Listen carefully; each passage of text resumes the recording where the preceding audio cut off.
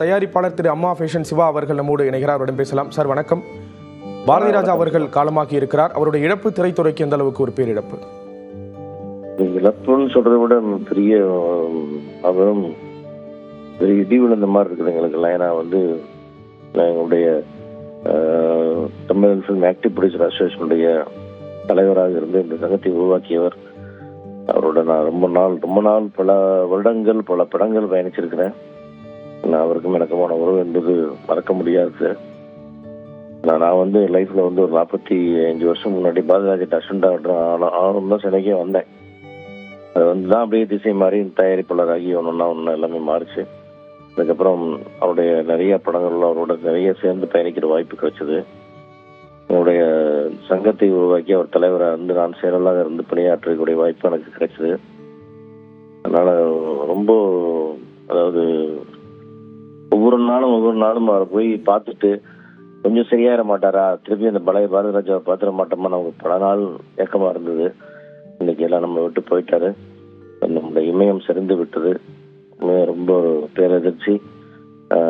Tamil cinema உள்ளவரை, தமிழ் கூறும் நல்லுலகம் இருக்கும் வரை அவருடைய பேரும் புகழும் மறையாது, மறக்கவும் முடியாது. கண்டிப்பா சார். அவருடைய படங்கள் அப்படிங்கிறது தொடர்ந்து பேசப்படும் அப்படிங்கிறதுல எந்த மாற்று கருத்தும் இல்லை. அவர்கிட்ட நீங்க பார்த்து வியந்த விஷயங்கள் அப்படின்னா எதெல்லாம் குறிப்பிடுவீங்க? உழைப்பு சார், அயராத உழைப்பு. நமக்கு இப்படி ஒரு வயசாயிடுச்சுன்ற எண்ணம்லாம் அவருக்கு ஏஜ்ன்ற விஷயமே வராது. ஒரு படப்பிடிப்புன்னு இரவும் பகலும் அந்த மனிதன் உழைப்பும் அவருடைய சிந்தனையும் அந்த டெடிகேஷனும் கண்டிப்பா எல்லா இயக்குனரும் அதை பார்த்து பின்பற்ற வேண்டிய ஒரு விஷயம். அவர் இந்த அளவுக்கு வந்தது காரணம் அவருடைய அந்த கடும் உழைப்பு தான். அந்த எந்த நேரங்காலம் பார்க்காம அந்த ஒரு படம் வந்துருச்சுன்னு வச்சுக்கோங்களேன், அந்த கான்சென்ட்ரேஷன் அவருக்கு இருக்கும் பாருங்க.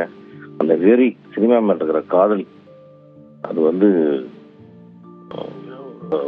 குலாவெறி பிடிச்ச ஒரு சினிமா காதலன், அவ்வளவுதான். அப்படி ஒரு மாதிரி ஒரு கேரக்டர் அவரு. சார், அதே போல பாரதி ராஜா அவர்களுடைய இயக்கத்துக்கு பிறகான சினிமா, அதற்கு முன்பு இருந்த சினிமா அப்படின்னு பிரித்து பார்க்கறதுனா எப்படி பார்க்க வேண்டியது இருக்கு? அவருடைய பாரதிராஜாவுக்கு முன், பாரதிராஜாவுக்கு பின் தான் சினிமாவே. ஏன்னா அப்படியே ஒரு ட்ரெண்ட் செட்டர் அவர்.